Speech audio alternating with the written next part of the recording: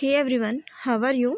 I hope you all are fine. आज हम discuss कर रहे हैं 12th क्लास में हिस्ट्री के प्रैक्टिस पेपर को, जो कि HBSC की ऑफिशियल वेबसाइट पर अपलोड किए गए हैं। 2022 और 23 के लिए एग्ज़ाम पैटर्न कैसा रहने वाला है, चलिए देखते हैं।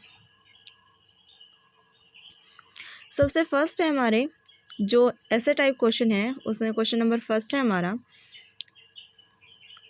हड़प्पाई लोगों द्वारा मनके बनाने के प्रयोग की जाने वाली सामग्री और मनके बनाने की विधि को स्पष्ट कीजिए, जो कि 6 मार्क्स के लिए जो है वो दिया गया है। अगर हम बात करें लॉन्ग टाइप क्वेश्चन में, तो इसके लिए हमें पूरा डिटेल में डिस्कस कर देना होगा कि मनके बनाने के लिए जो है हड़प्पा सभ्यता में किस तरह की विधि जो है वो अपनाई जाती थी।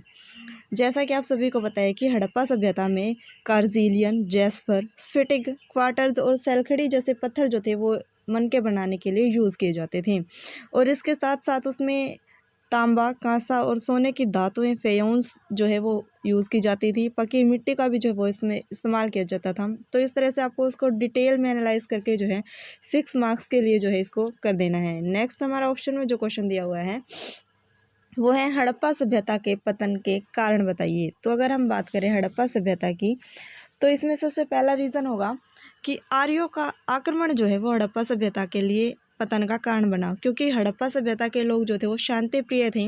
उन्होंने किसी प्रकार के शस्त्रों का जो है वो ऐसा इस्तेमाल नहीं किया, और हड़प्पा सभ्यता के लोग घोड़ों से भी अनभिज्ञ थे, जबकि आर्य जो जनजाति है वो युद्ध प्रिय जनजाति मानी जाती है, और उनके पास जो है उचित मात्रा में हथियार और जो शस्त्र थे वो उपलब्ध थे। इसके साथ साथ घोड़े का इस्तेमाल भी जो थे वो आर्य लोग जानते थे। नेक्स्ट अगर हम बात करें हड़प्पा सभ्यता के पतन के कारण की, तो बाढ़ जो है वो इसका रीज़न हो सकता है, क्योंकि हड़प्पा सभ्यता पूरी तरह से सिंधु नदी घाटे के किनारे बसी हुई थी, और इसी वजह से ऐसा माना जाता है, कुछ विद्वान मानते हैं कि भाई हड़प्पा सभ्यता में जो है सिंधु नदी जो है इसका बहाव जो है बहुत ज़्यादा हुआ होगा, और बाढ़ जो है कहीं ना कहीं इसके लिए रीज़न रहा है।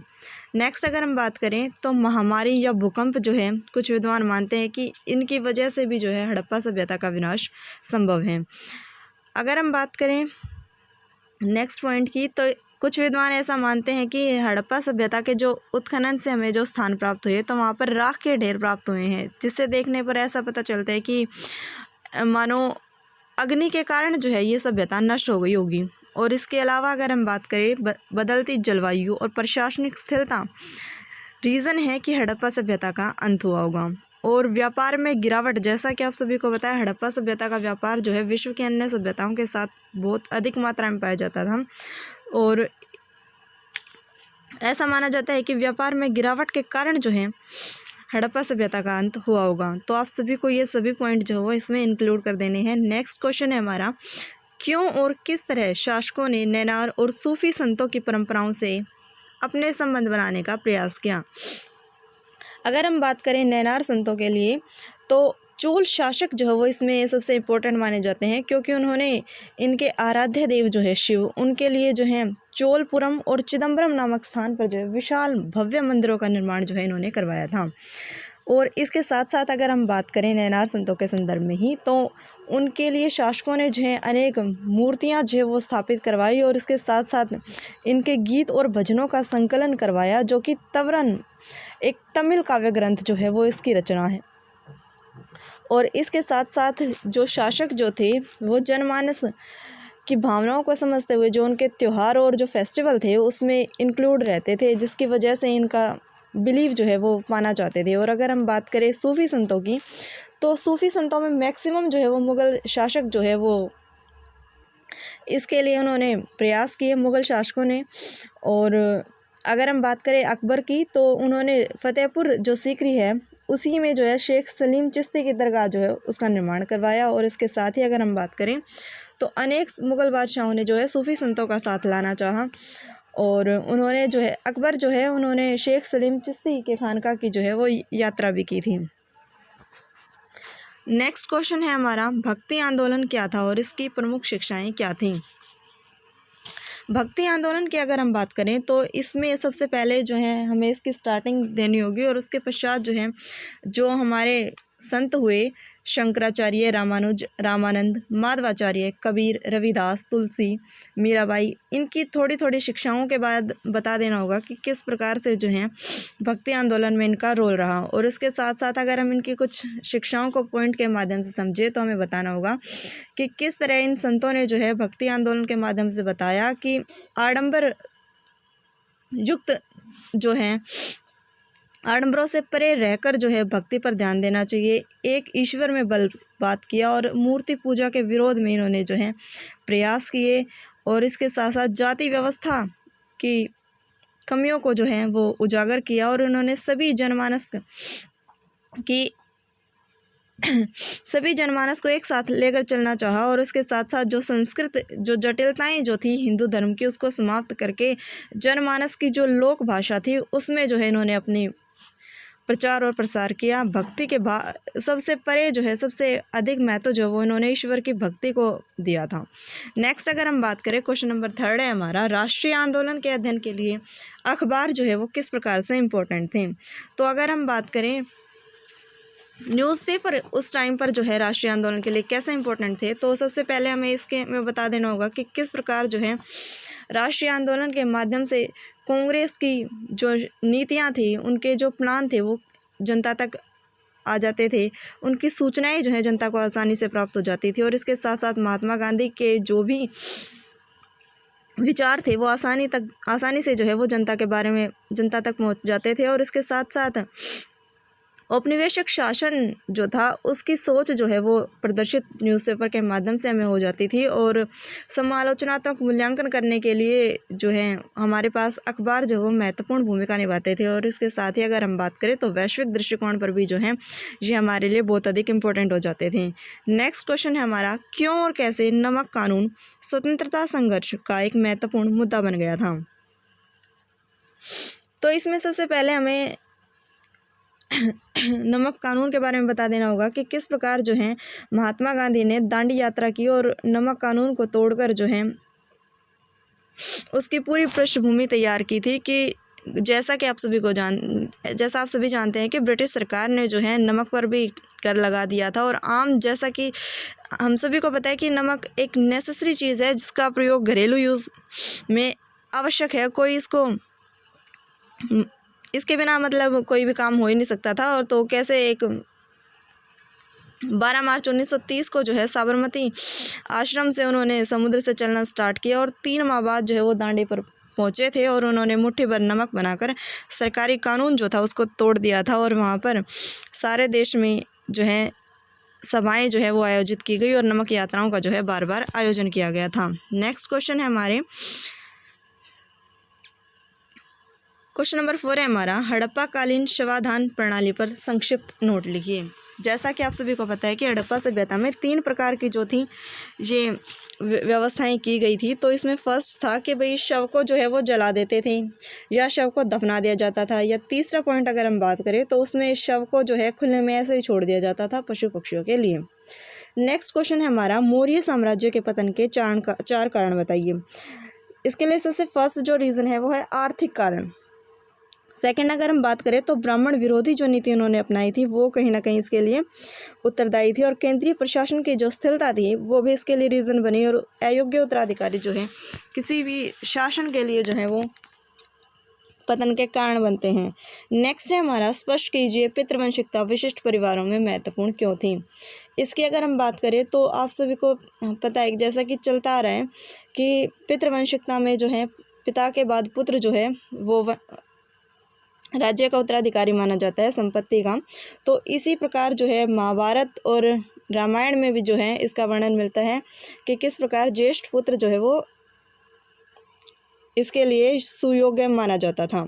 नेक्स्ट है हमारा, बौद्ध धर्म के अष्टमार्ग सिद्धांत पर एक नोट लिखें।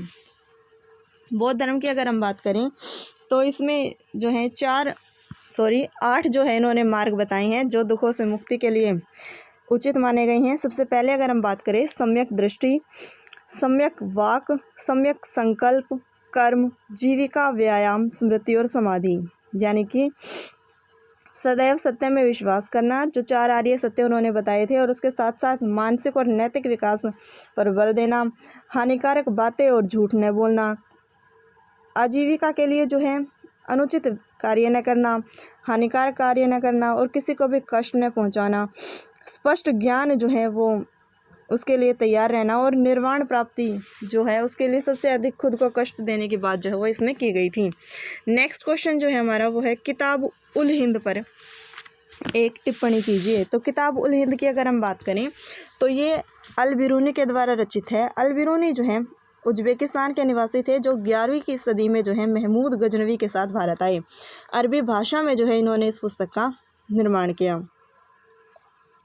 नेक्स्ट क्वेश्चन है हमारा पैगंबर मोहम्मद कौन थे और इनकी 4 शिक्षाएं बताइए। पैगंबर मोहम्मद की अगर हम बात करें तो ये इस्लाम धर्म के संस्थापक माने जाते हैं और पैगंबर मोहम्मद जो हैं इनकी शिक्षाओं की अगर हम बात करें तो इन्होंने क्या किया है, ये पाप और पुण्य के सिद्धांत में इन्होंने विश्वास रखा है, पवित्र जीवन की बात की है, स्वर्ग गमन के लिए इन्होंने कहा अपने जो है व्यूज़ दिए हैं और अल्लाह में विश्वास की जो है इन्होंने बात की है और इसके साथ साथ प्रार्थना में जो है इनका बिलीव रहा है।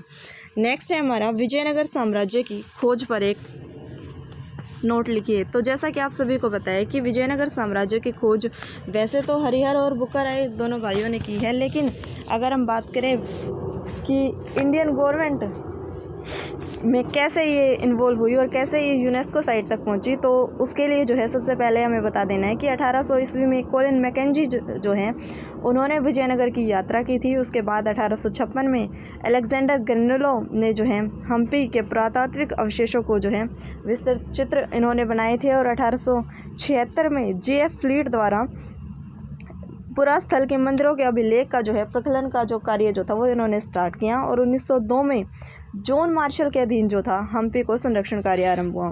1986 में जो है यूनेस्को के द्वारा वर्ल्ड हेरिटेज के रूप में इसको मान्यता दी गई थी। नेक्स्ट अगर हम बात करें कृषि इतिहास के लेखन में आईने अकबरी इम्पोर्टेंट रही, ऐसा क्यों? तो अगर हम बात करें आईने अकबरी की तो इसको अबुल फजल के द्वारा जो है निर्माण किया गया, जो कि अकबर के नवरत्नों में से ही एक थे।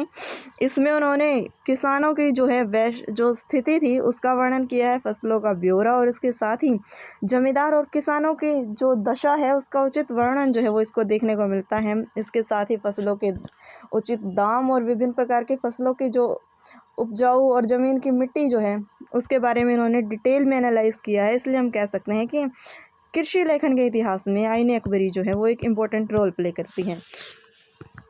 नेक्स्ट अगर हम बात करें 1857 की जो रिवोल्यूशन हुई है तो उसकी विफलता के 4 कारण बताने थे। तो सबसे पहले अगर हम बात करें तो क्रांति जो है वो सबसे पहले मेरठ में स्टार्ट हुई, लेकिन उसके बाद जो है वो अलग अलग स्थानों पर जो है वो अलग अलग शुरू हुई, यानी कि एक साथ जो है क्रांति का शुरू न होना जो है इसकी विफलता का कारण बना। और अगर हम बात करें सेकंड पॉइंट की तो देशी राजाओं जो थे, कुछ शासकों ने जो है ब्रिटिश शासकों के प्रति उन्होंने विद्रोह नहीं किया बल्कि उनके प्रति सहानुभूति दिखाई और उनका ब्रिटिश राजाओं का जो है उन्होंने साथ दिया ब्रिटिश। और अगर हम बात करें तो एकता का अभाव जो था वो इसमें देखा गया और साथ ही शास्त्र और जो सैनिक संख्या जो थी उसमें काफ़ी अधिक अंतर जो है वो देखने को मिलता है, जो कि कहीं ना कहीं 1857 की क्रांति की विफलता के कारण बने। नेक्स्ट क्वेश्चन है हमारा जलियांवाला बाग हत्याकांड। अगर हम बात करें 13 अप्रैल 1919 को वैशाखी के दिन जो है वो एक रोलेट एक्ट के विरोध में जो है एक प्रदर्शन किया गया और उसके लिए एक सभा जो है वो आयोजित की गई थी। वहाँ पर जो है जनरल डायर के द्वारा गोली चलाने के आदेश दिए, जिसके कारण जो है बहुत अत्यधिक मात्रा में लोगों की जान जो है वो चली गई थी। नेक्स्ट क्वेश्चन है हमारा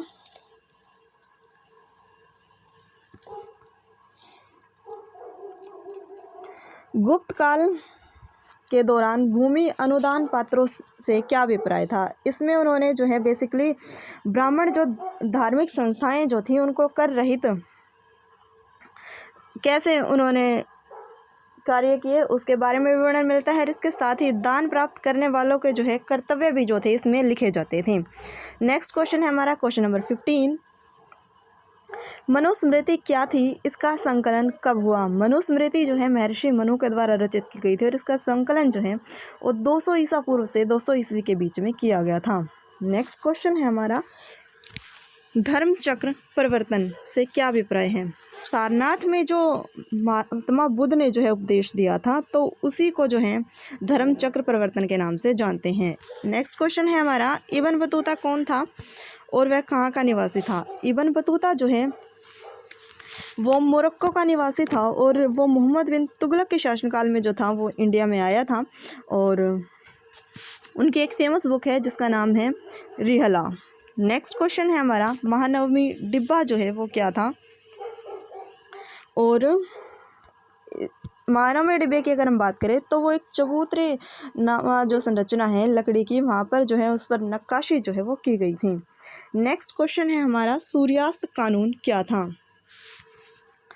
तो सूर्यास्त कानून की अगर हम बात करें तो इस व्यवस्था के अंतर्गत जो है जमींदारों को एक निश्चित भूमि दी गई, और जमींदार की अगर मृत्यु हो जाती है तो उसका उत्तराधिकारी जो है वो इसके योग्य माना गया, उसका स्वामित्व जो है उसे प्राप्त हो जाता था। लेकिन जमींदारों को ये राशि जो है वो निश्चित समय यानी कि सूर्यास्त से पहले देनी होती थी। अगर सूर्यास्त तक वो नहीं दी जाती थी तो उनकी भूमि जो थी वो नीलाम कर दी जाती थी, इसलिए इस कानून को जो है सूर्यास्त कानून कहा गया। नेक्स्ट क्वेश्चन है हमारा क्वेश्चन नंबर 20, लैप्स की नीति क्या थी? जैसा कि आप सभी को पता है डलहौजी के द्वारा जो है इस नीति का प्रतिपादन किया गया, और इसके तहत जो है जो भारतीय शासक थे उनके पास उत्तराधिकारी नहीं थे, उनको जो है हड़पने की ये नीति थी। इसमें सबसे पहले जो है झांसी और अन्य जितने भी हमारे ब्रिटिश शासकों ने जो है इन्हें हड़पने का कार्य किया था। नेक्स्ट क्वेश्चन है हमारा, भारत के संविधान में कितनी सूचियां हैं उनके नाम लिखिए। जैसा कि आप सभी को पता है जो भारतीय संविधान है उसमें 3 सूचियां जो हैं वो दी गई हैं, संघ सूची, राज्य सूची और समवर्ती सूची। नेक्स्ट हमारे ऑब्जेक्टिव टाइप क्वेश्चंस हैं। क्वेश्चन नंबर 22 है हमारा, हड़प्पा सभ्यता की लिपि कैसी थी? हड़प्पा सभ्यता की लिपि जो है वो एक चित्रात्मक लिपि थी, इसीलिए क्योंकि हड़प्पा सभ्यता की लिपि को जो है पढ़ने में सफलता नहीं मिली है, इसीलिए इसे रहस्यात्मक लिपि भी कहा जाता है। और हड़प्पा सभ्यता की जो ये लिपि है वो दाएं से बाईं ओर लिखी जाती थी। हरिशेन कौन था? तो ये समुद्रगुप्त के जो शासन में जो थे वो एक दरबारी कवि थे। नेक्स्ट है हमारा, विजयनगर साम्राज्य के संस्थापक कौन थे? तो जैसा कि आप सभी को पता है हरिहर और बुक्का राय जो है विजयनगर के संस्थापक थे। अगला क्वेश्चन है हमारा क्वेश्चन नंबर 25, अवध में 1857 की क्रांति का नेतृत्व जो है वो किसने किया था? तो बेगम हजरत महल जो है इन्होंने जो था यहाँ पर। नेक्स्ट क्वेश्चन है हमारा, इस्तमरारी बंदोबस्त कहाँ लागू किया गया? तो इस्तमरारी बंदोबस्त जो है वो लागू हुआ था हमारा बंगाल में। नेक्स्ट क्वेश्चन है हमारा क्वेश्चन नंबर 27, सती प्रथा कानून कब समाप्त किया गया? 1829 में जो है लॉर्ड विलियम बेंटिक के द्वारा जो है ये समाप्त किया गया था, और इसके लिए सर्वाधिक प्रयास जो है वो राजा राम मोहन राय के द्वारा किए गए थे। अगला क्वेश्चन है हमारा क्वेश्चन नंबर 28, अल बिरूनी जो है वो किसके साथ भारत आया? जैसा कि हमने अभी क्वेश्चन में ऊपर देखा था कि 11वीं सदी में जो है अल बिरूनी महमूद गजनवी के साथ जो था वो भारत आया था। अगला क्वेश्चन है हमारा क्वेश्चन नंबर 29, असहयोग आंदोलन कब स्टार्ट हुआ? तो असहयोग आंदोलन जो है वो बेसिकली 1 अगस्त 1920 को स्टार्ट हुआ था। क्वेश्चन नंबर 30 है हमारा, भारत का प्रथम शहीद कौन था? तो ये है हमारे मंगल पांडे। नेक्स्ट क्वेश्चन है हमारा क्वेश्चन नंबर 31, 1857 की क्रांति का आरंभ जो है वो कहाँ से हुआ था? तो ये मेरठ से हुआ था। क्वेश्चन नंबर 32 है हमारा, आईने अकबरी के लेखक कौन थे? तो इसके लिए हमारा ऑप्शन नंबर डी जो है वो करेक्ट हो जाएगा, अबुल फजल जो है उन्होंने ये पुस्तक लिखी है। अगला है हमारा क्वेश्चन नंबर 33, तालीकोटा का युद्ध जो है वो कब हुआ? ऑप्शन नंबर ए जो है वो करेक्ट हो जाएगा, 1565 ईस्वी में जो है तालीकोटा का युद्ध जो था वो लड़ा गया। नेक्स्ट क्वेश्चन हमारा क्वेश्चन नंबर 34, रैयतवाड़ी बंदोबस्त किसके द्वारा लागू किया गया? ये है option number B, Thomas Munro के द्वारा जो है ये। अगला क्वेश्चन है हमारा क्वेश्चन नंबर 35, सहायक संधि किसके द्वारा स्टार्ट की गई? तो लॉर्ड वेलेस्ली के द्वारा जो है सहायक संधि जो है वो स्टार्ट की गई है। अगला क्वेश्चन है हमारा क्वेश्चन नंबर 36, संविधान सभा के सदस्यों की संख्या कितनी थी? आंसर हो जाएगा हमारा option number A, 389। Question number 37 है हमारा, अलवार किसके उपासक थे? तो इसके लिए हमारा आंसर हो जाएगा ऑप्शन नंबर सी, विष्णु के।